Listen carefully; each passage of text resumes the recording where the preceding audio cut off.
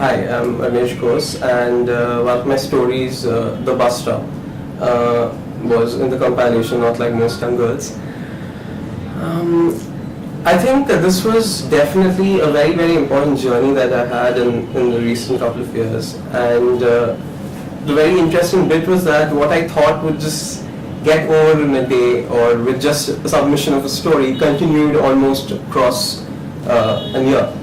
And it turned out to be something that I'm going to cherish and remember for a very, very long period of time. When the first time when Astha contacted our college and we were supposed to write a story on sex workers, you always tend to come up with a lot of presumed notions. Oh, this is what I'm going to treat it like, and oh, okay, so these are what my points of references are, and la la la. But and surprisingly, when you talk about sex workers, the very basic point that comes to your head is, okay, so women. That's that sudden image that you have, women standing at the corner of the street, dressed in gaudy colors and all of that. So as a writer, you tend to think on that line that, okay, this is how I'm going to work. So when I'm going to go and meet my case study, this is how it's going to be like. I'm going to structure my questions in this manner, and this is what I'm going to look for. And thankfully for me, when I went to meet the person I was listening to, whose story I would be imbibing in mine, he turned out to be a male sex worker, and that's when everything that I had built up in my head was out of the door completely. I met an extremely strong and extremely passionate young man who really, he was not the types who wept about what had happened in his life. He was more of the type that, okay, so this is what my life is, and I'm going to fight it out. I'm going to live my life to the best of my abilities. And that is something that I really loved, and that is something that I imbibed in my story, because I think we have too many perspectives where people tend to be like, oh my god, okay, so this is what it's like, oh my god, like, break down and weep. And there's this very sad, sorry, and a weak figure that's created of people from this community. But there are not many of them who want to live their life on their own terms. So the person I interviewed was someone like that.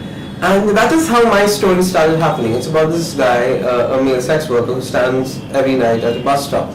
And he's like a social commentator. He's talking about the cars that go by, he's talking about his customers, he's talking about the various ranks of people in various ranks in the society. He's talking about other sex workers, men, women, transgenders.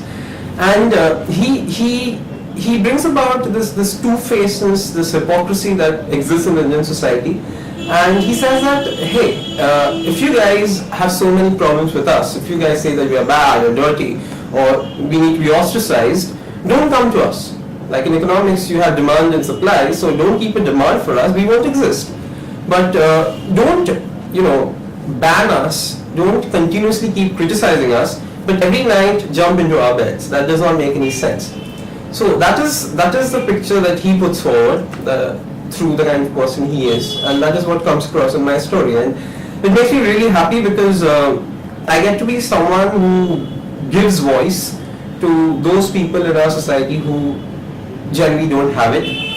I got to be someone who stood up for them, who became a certain sort of a mouthpiece, which is heavily required in our society today. And I wish there were more people who got such an opportunity to do something like this, and more books like Not Like Most Young Girls came out.